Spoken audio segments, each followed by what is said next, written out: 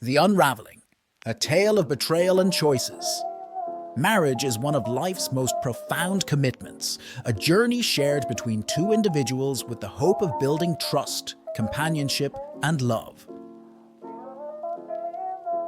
But what happens when that trust begins to fray? What happens when you start to question everything? Let me take you on a personal journey, one that began with hope and simplicity, but soon descended into doubt and heartbreak. I'm from Maharashtra, and just a few months ago, I entered into an arranged marriage. You see, like many others, I preferred a partner who was simple, down to earth, and aligned with my own values. And that's exactly what I thought I had found in my wife. She was quiet, reserved, and her simplicity made me feel like we were a good match. Our first night together seemed to go well, and like most newly married couples, we shared an intimate moment. But something gnawed at me. The way she responded made me question whether she had more experience than she let on. Not that her past or her virginity mattered to me, but curiosity got the better of me. The next morning, I casually asked her if she had ever had a boyfriend. I didn't expect the wave of emotions that followed. She started crying, real, gut-wrenching sobs, and insisted that she had never been involved with anyone romantically. I felt terrible for asking, and I assured her that it didn't matter. I even went as far as to say she could have male friends. That I trusted her, because that's the foundation of a strong marriage, right? Trust. But here's where things began to shift. About a month into our marriage, I noticed her behavior changing. She started spending more time on her phone, nothing unusual in this digital age, except she became unusually protective of it. If I even glanced at it, she would stiffen.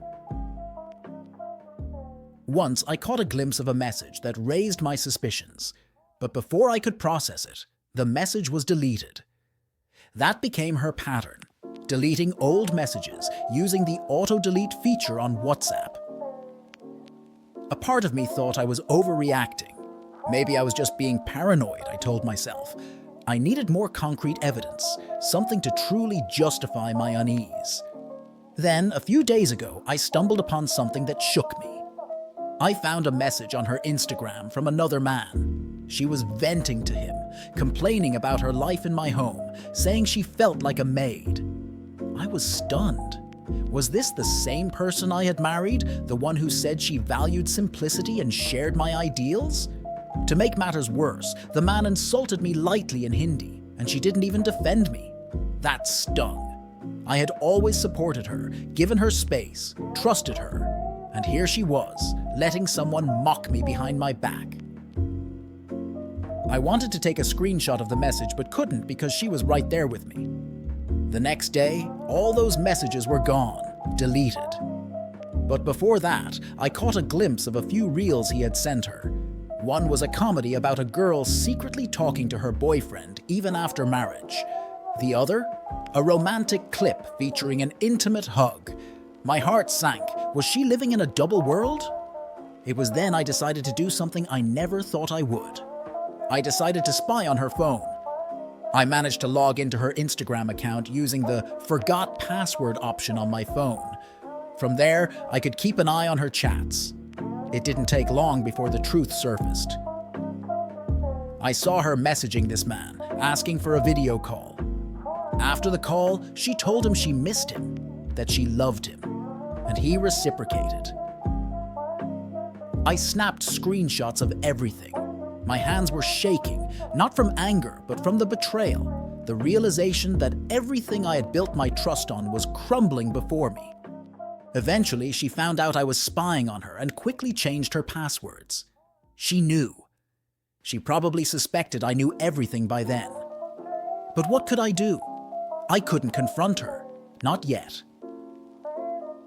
We live in the city, away from our parents, and I feared that if I pushed her too hard, she might harm herself. What then? I was trapped between two worlds, one where I had to remain calm and composed, and another where every fiber of my being wanted to scream, to demand answers, to seek justice for my broken trust. I started contemplating divorce, but that comes with its own consequences. Divorce in our society isn't just between two individuals, it's a community affair. Families get dragged in, reputations get tarnished, and the scars run deep. I didn't know if I could put my family through that. Yet the question still loomed. Could I ever trust her again?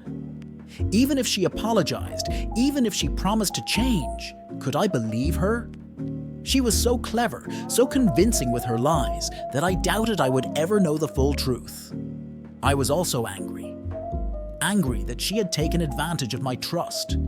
A part of me wanted to teach her a lesson, to make her realize the gravity of her actions. But how? Was I supposed to be the one to fix this, to salvage something that she had broken so easily? And then came the confrontation. I had reached my limit and needed answers. I confronted her about the relationship, and to my shock, she admitted it all. She confessed that she was still involved with her ex-boyfriend, that they had shared multiple physical encounters even after our marriage. The weight of her words crushed me. Everything was out in the open now. I packed her bags, and without looking back, I took her to her family. There was a meeting that day to discuss everything. Her betrayal, my next steps, the inevitable conversations with both our families. And still, I wasn't sure what to do. Divorce was the obvious choice, but I couldn't shake the fear of the unknown, the courts, the societal backlash, the judgment from people who had no idea what I had been through. So that's where I am now, standing at a crossroads, uncertain of my future.